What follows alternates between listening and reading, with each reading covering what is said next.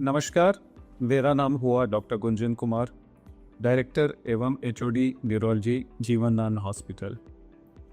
आज हम बात करेंगे वर्ल्ड डिमेंशिया डे या वर्ल्ड अल्जाइमर्स डे, जो 21 सितंबर को मनाया जाएगा। इस बार का थीम है talk about dementia, talk about Alzheimer's. इसका मतलब ये है कि डिमेंशिया जो बीमारी है, न्यूरोलॉजिकल बीमारी है, वो आज के डेट में बहुत ज़्यादा उसका इंसिडेंस इसका बढ़ गया है, लेकिन हम उसे नज़रअंदाज करते हैं या हम उसे पहचान नहीं सकते हैं। डिमेंशिया में कई सारे सिम्टम्स होते हैं। लोगों में ये भ्रम है कि डिमेंशिया सिर्फ याददाश्त की कमी के कारण होता है। ऐसा नहीं है। याददाश्त एक पार्ट है डिमेंशिया का।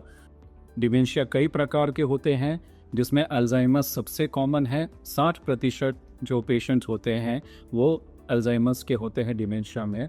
हमारे देश में करीब 1 करोड़ लोग हैं डिमेंशिया से ग्रसित हैं।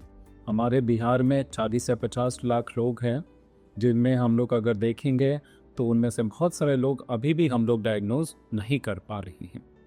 और डिमेंशिया कैसे पकड़े? अगर आपके घर में कोई भी व्यक्ति है जिसमें अचानक से आप देख रहे हैं कि कुछ व्यक्तित्व में बदलाव आया है या कुछ भूलने लगे हैं, काम में गलतियाँ करने लगे हैं, तो तुरंत अपने न्यूरो फिजिशियन से मिलें।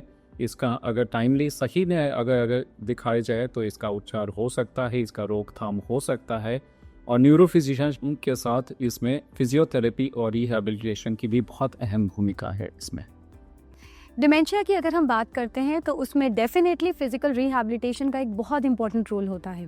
बहुत सारी रिसर्चेस ने प्रूव किया है कि जब भी हम लोग किसी भी प्रकार की एक्सरसाइज करते हैं तो हमारे ब्रेन से BDNF फैक्टर सिक्रीट होता है। ये एक प्रोटीन होता है जो कि हमारे ब्रेन में मेमोरी और लर्निंग प्रोसेस को इंटीग्रेट करता है। हमें खुशी है कि हम लोग जीवनदान में जो भी हमारा प्रशिक्षण फ्रांस में हुआ था, बॉर्डो में, जहाँ पे एक प्रॉपर कॉग्निटिव लैब में हमने सिमुलेटर्स के थ्रू पेशेंट्स के डिमेंशिया वाले सिम्टम्स को ट्रीट करना सीखा था।